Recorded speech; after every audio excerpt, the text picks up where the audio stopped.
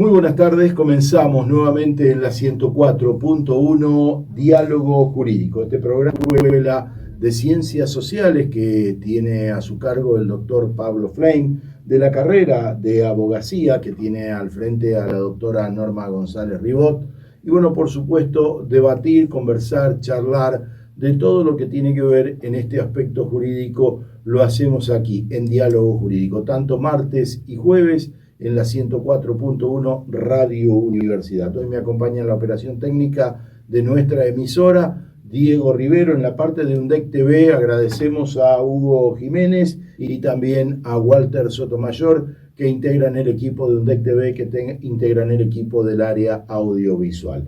Estamos en los estudios en el campus universitario de Los Sarmiento, en este centro de medios, nuestra radio con planta transmisora en Santa Florentina. Hoy tenemos como invitado en Diálogo Jurídico al doctor profesor Iñaki Severio de León. Muchas gracias, profe, por estar con nosotros en la emisora. Ya prácticamente usted es un habitué.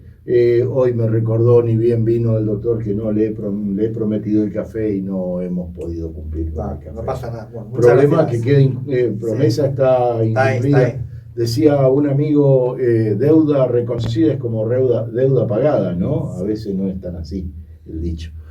Bueno, con el doctor Iñaki Severio de León vamos a hablar de la estética del derecho. Cuando uno dice la palabra estética, es lo que comenzábamos recién charlando cuando nos encontramos. La estética es como aquello que, si se quiere, cómo nos ponemos ante el derecho, qué maquillaje tiene el derecho. ¿Se puede interpretar así? ¿No se puede interpretar así? ¿Cómo lo encaramos, doctor? Bien, bueno, muchas gracias por la invitación. Estás perdonado por el café. Pero bien, vengo aquí muy a gusto, independientemente si hay café o no hay café. La cuestión de cuando hablamos de la estética del derecho, sí, intuitivamente o coloquialmente tiene que ver con lo bello, con lo bonito, ¿no? Aunque lo que es la estética es una de las disciplinas o de las visiones de la filosofía, que se pregunta por lo bello y más a partir del siglo XX por lo sublime, porque a veces nos atraen cosas que no son bellas, ¿no? Por ejemplo, cuando hay un accidente, todos vamos a mirar.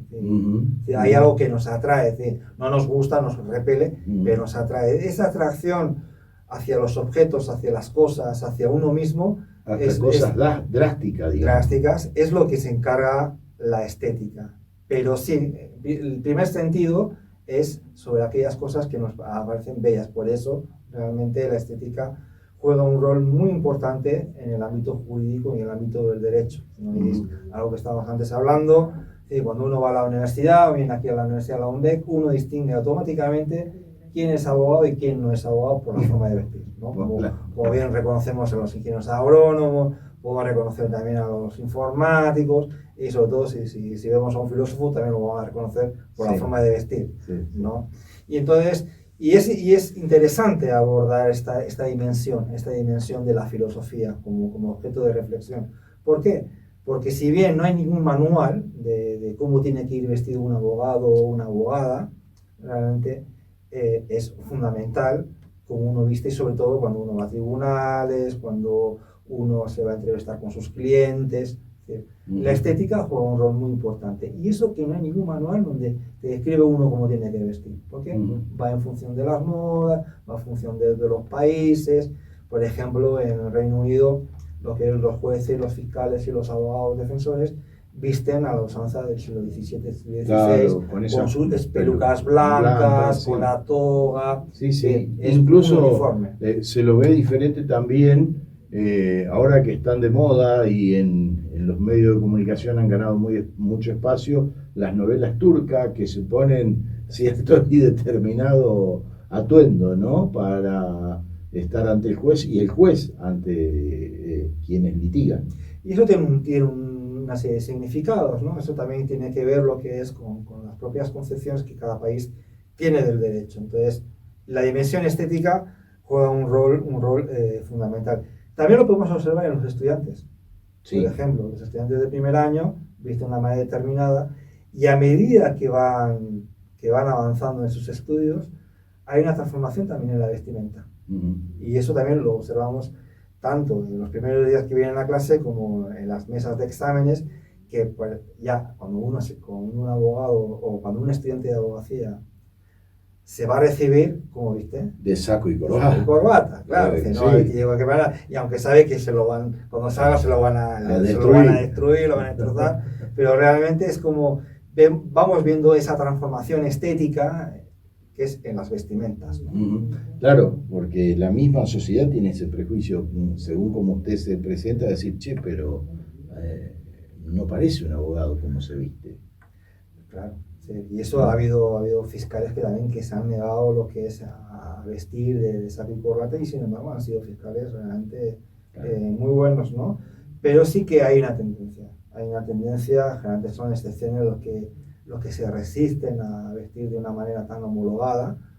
Eso igual puede ser también quizás de cierta rebeldía, ¿no? En las personas, pero sí que hay una homogeneidad, hay una forma, y en universidades grandes como pueden ser como la de Córdoba, realmente esto se ve de una manera mucho más exagerada. En este caso uno habla de esa estética y lo ve también en el campo político. Si hablamos, por ejemplo, del gobernador de Buenos Aires, Axel Kicillof, un hombre que llegó al Ministerio de Economía de la Nación, a la gobernación de Buenos Aires, pero nunca se lo vio de corbata.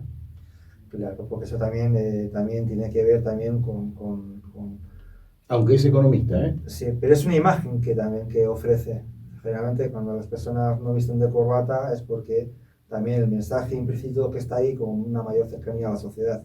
Sin embargo, cuando una persona viste de corbata es porque, o de saco, o de una manera elegante, es porque hay que establecer una distinción también de clase. Y esta distinción de clase lo hace desde lo que es a partir de la vestimenta. Que eso no quiere decir luego, eso son expresiones, son lenguajes que uno decide, y también son estrategias estéticas en este sentido que uno quiere transmitir. Claro. Hay veces que uno lo ve también en el arte, ¿no es cierto? También podemos preguntar o ver qué papel juega el cine en esta de, si se quiere, en lo que es el tema de la abogacía, ¿no? Sí, claro. Cuando hablamos ya de expresiones artísticas o expresiones estéticas, pues nos podemos concentrar en el cine, pues hoy en día ya también en las redes sociales, ¿no? También tienen su estética, sobre todo para los jóvenes. Pero principalmente o históricamente han tenido una gran repercusión en lo que es el cine, la literatura, el arte, el teatro. Y son expresiones que realmente que nos sirven también para comprender también cómo funciona también en ese mundo real el derecho, ¿no? Por ejemplo, algo que es algo que se suele repetir mucho, al menos en las clases de filosofía del derecho. Por un lado está la dimensión ontológica del ser, que es el ser real del derecho, y otra cosa es el deber ser. Las universidades que estudian los estudiantes, el deber ser, que son las normas, ¿no? Cómo deberíamos de comportarnos, cómo deberíamos de aplicar la norma, en la teoría. En la práctica ya el ámbito del ser es muy diferente. ¿Cómo podemos acceder al ámbito del ser y utilizar, por ejemplo, el cine como instrumento didáctico? Con las películas. Porque ahí vamos a ver casos prácticos, casos históricos, casos reales, casos que son ficciones, pero incluso en esos casos que son ficcionales al profesor le pueden servir como la excusa para abordar, por ejemplo, dilemas morales en las que se puede encontrar un juez. Y encontramos muchas veces en la película, profe, la leyenda, cualquier caso de la vida real es mera circunstancia, ¿no?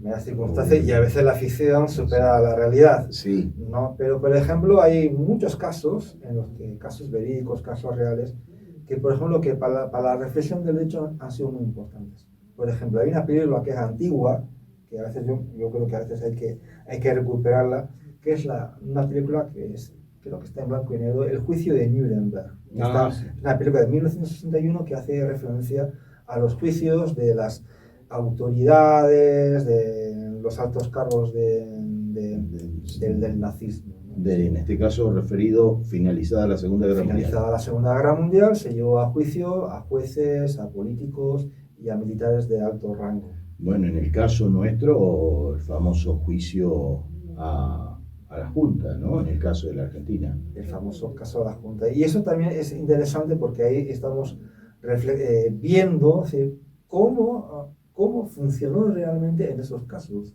cómo funcionó la justicia, lo que es las investigaciones que se tuvieron que hacer, ¿sí?, lo que es un poco la cocina de la justicia, ¿no? Uh-huh. Y entonces y son casos realmente que han marcado la historia, en el caso de los casos de Nuremberg, eso ha marcado lo que es una nueva concepción del derecho, una concepción neoconstitucional, una concepción en la que se empezó a diferenciar de manera taxativa la diferencia entre el derecho y ley. ¿Por qué? Porque antes de los juicios de Nuremberg, el derecho era sinónimo de ley.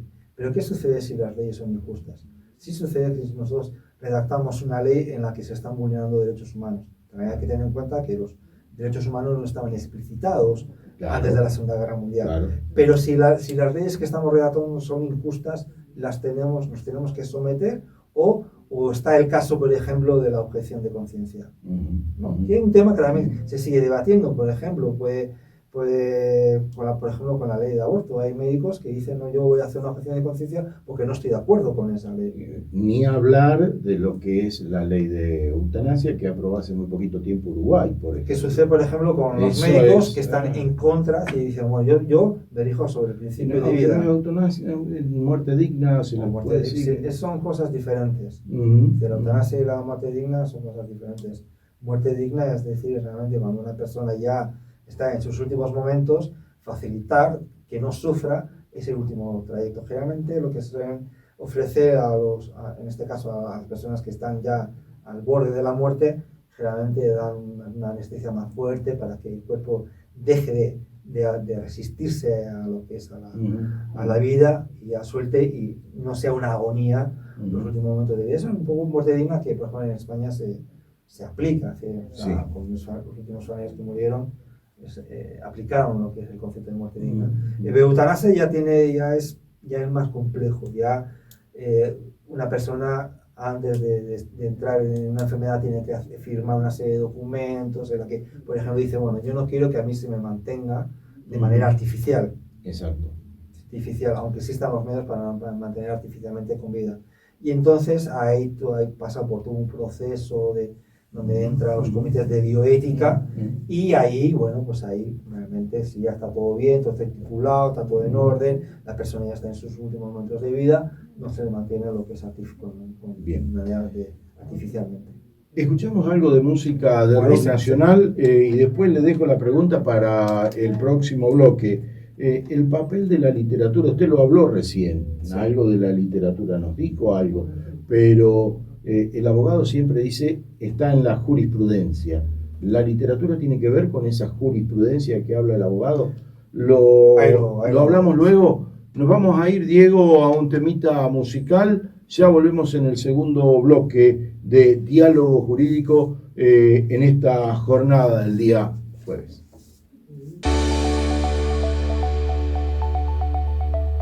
Segundo bloque de Diálogo Jurídico, y habíamos planteado antes de irnos a la pausa con el doctor Iñaki Severio de León el papel de la literatura, y algo que habitualmente dicen los abogados, los jueces, hay jurisprudencia. ¿Esa es la literatura del derecho, la jurisprudencia, o hay una literatura propia del derecho, doctor? Sí, muy buena pregunta, porque el derecho se mueve en el ámbito del lenguaje. En un lenguaje especializado, pero también hay cosas que van cambiando, ¿sí? Es decir, como es un lenguaje especializado, a veces es un lenguaje que no llega a todos los ciudadanos. Entonces, el lenguaje muy técnico del jurista es un lenguaje que solo lo entienden los juristas. Ahora bien, si una sentencia judicial va dirigida a un ciudadano, no es lógico pensar que ese lenguaje tiene que ser comprensible para el ciudadano, porque es el que va a recibir la sentencia. Entonces hay toda no voy a decir que hay toda una corriente, pero sí que hay una tendencia a que al menos el lenguaje jurídico que sea público sea entendible para todos. Un ejemplo también muy específico. Imaginad que en la sentencia está implicado un menor. Bien, ahí el juez o la jueza van a tener que hacer un esfuerzo para que puedan añadir un párrafo que vaya dirigido precisamente a una de las personas que están implicadas en la sentencia. Y si es un menor, se tendrá que redactar de tal manera que ese menor lo pueda entender. Es decir, que realmente no vamos a decir que hay una literalización, pero sí que hay una concepción de que el uso del lenguaje tiene que ser un uso que sea comprensible y que vaya más allá de las cuestiones meramente técnicas, ¿no? Entonces, se tienden a que las sentencias sean, o los fallos judiciales sean de una mayor claridad, porque esa claridad lo que va a reflejar también va a ser transparencia y racionalidad, que es lo que en realidad también se busca. Pero luego también hay otra dimensión también de la literatura, ¿no? Por ejemplo, yo creo que, primero, como estamos aquí en una casa de altos estudios, es la dimensión pedagógica, la dimensión didáctica que ofrece la literatura. Sabemos que hoy en día cada vez los jóvenes leen menos, pero la literatura es súper necesaria. ¿Por qué? Porque nos va a ayudar realmente a enriquecer el lenguaje, y enriquecer el lenguaje nos va a ayudar a la hora de redactar a tener una redacción mucho más clara. Y la profesión de abogado es mucho de redacción, porque hay que redactar una demanda, hay que redactar, si se quiere, también en el caso ya cuando se está en rangos superiores, una sentencia, hay que redactar, si se quiere, un alegato, o hilvanar en ese lenguaje que también es propio de la parte jurídica un alegato. Sí. Es mucho. Es el principal instrumento del abogado, del jurista, de todas aquellas personas que están vinculadas de una manera directa o indirecta con el ámbito judicial o con el poder judicial. Sí, se mueven en el ámbito del lenguaje. Por eso el lenguaje es muy importante. El lenguaje tiene que ser preciso, tiene que ser claro, no puede ser ambiguo. Por ejemplo, en nuestra carrera de abogacía de derecho, tenemos la asignatura de lógica y argumentación, porque las sentencias no pueden vulnerar ningún principio lógico ni de racionalidad. Tienen que ser entendibles, tienen que ser claras, ¿no? Y por eso hay instrumentos formales como es la lógica, que te enseña a organizar, a ser claros, por ejemplo, a la hora de expresar una argumentación, ¿no? Una argumentación es defender la argumentación. Un razonamiento en el que uno postula, por ejemplo, mi cliente es inocente por esto, por esto y por esto y por esto. Y ahí no puede haber ambigüedad, porque si hay ambigüedad, la interpretación va a ser variable.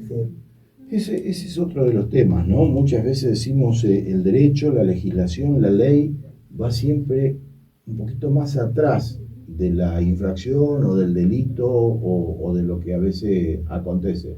Por ejemplo, usted recién hablaba de las redes sociales que a lo mejor no están normadas, y sí, pero se ha cometido, si se quiere, una falta, pero no está normada. Entonces es ahí donde muchas veces se queda ambigua la ley o la norma. Claro, y por eso ahí está lo que es la argumentación, porque la argumentación sería el instrumento, que es un instrumento lingüístico, ¿sí?, de lenguaje, literario en cierto sentido, que nos va a permitir poder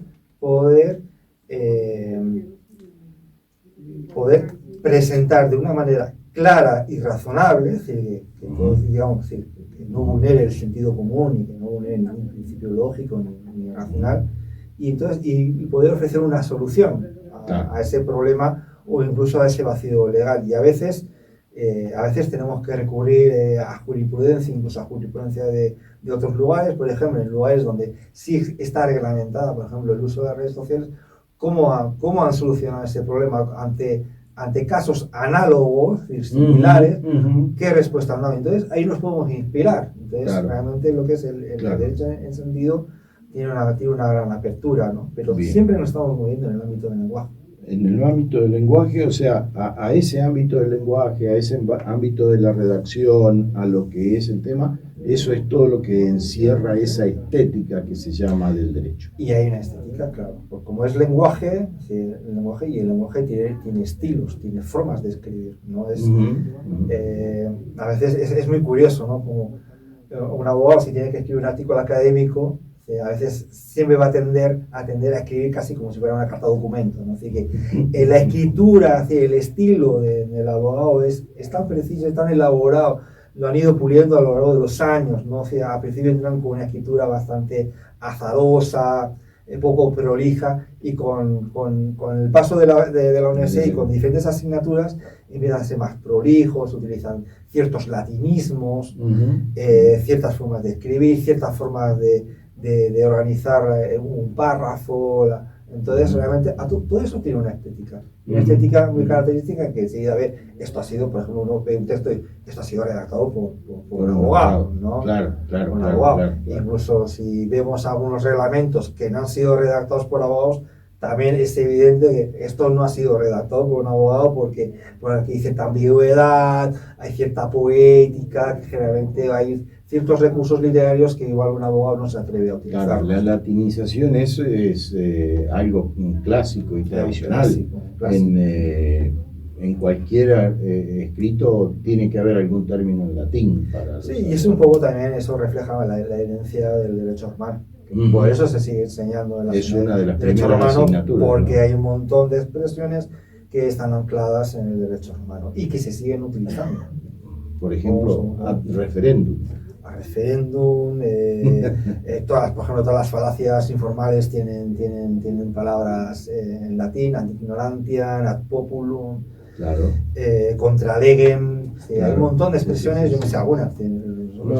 Los que estudian derecho romano saben un montón, ¿no? Ya. Pero sí hay un montón de expresiones en latín que están vigentes y que eso también le da, como también siempre cuando nosotros recurrimos a lo que es a expresiones latinas o griegas, eso le da un cierto aire culto al discurso, ¿no? Por ejemplo, si yo leo una poesía, por ejemplo, en el siglo de oro, se utilizaban muchas expresiones latinas y muchas formas de expresarse como vídeo, incluso iban más atrás, incluso expresiones o palabras griegas, ¿no? Eso como le da cierto cultismo. Eso también, lo que es en el ámbito jurídico, el uso de expresiones latinas le da un aire culto, es decir, una estética culta al texto. Hay que saber de estética en el derecho para que a uno lo distingan como abogado. Yo creo que hay una cuestión incluso hasta de supervivencia. O sea, vamos a poner el ejemplo de una persona que realmente tenga una estética un poco estrambótica.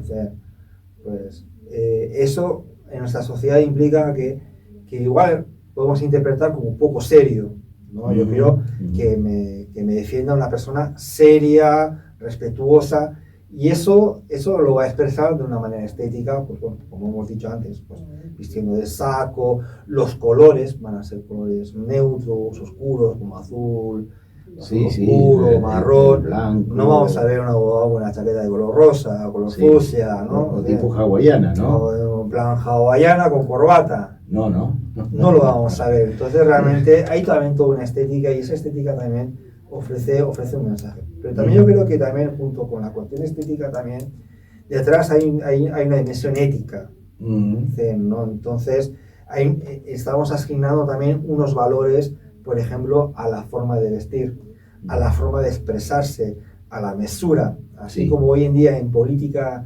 encontramos cualquier tipo de discurso, ya el buen discurso, la buena argumentación ya ha quedado de lado, ¿no? Ya es el insulto, la falacia, parece como que vale todo, el uso de la inteligencia artificial para lo que es para vulnerar derechos personalísimos de una persona, ¿no? Es como una especie como que todo vale, ¿no? Sí. En el ámbito jurídico, todo no vale.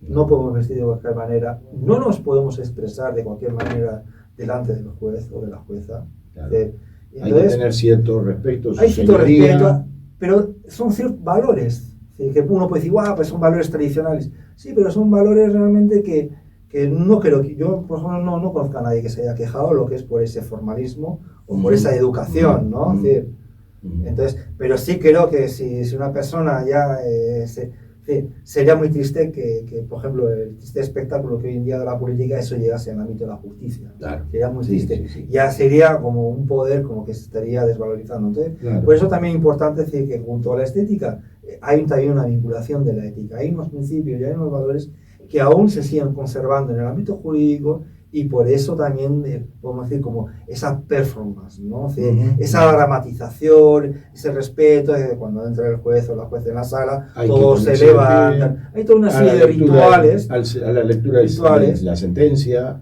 que hay una magnanimidad porque realmente son actos realmente importantes, son actos en los que realmente hay personas que les cambia la vida de un instante a otro instante, es decir, estar libre, una de repente cosa es antes de la lectura de la sentencia y después pierden la libertad, son actos solemnes, y entonces eso implica realmente lo que es pues el respeto de los buenos modales, la escucha, cuando una persona habla las otras personas están calladas, y realmente yo creo que son cosas que uno tiene que tener en cuenta si quiere sobrevivir en el mundo jurídico.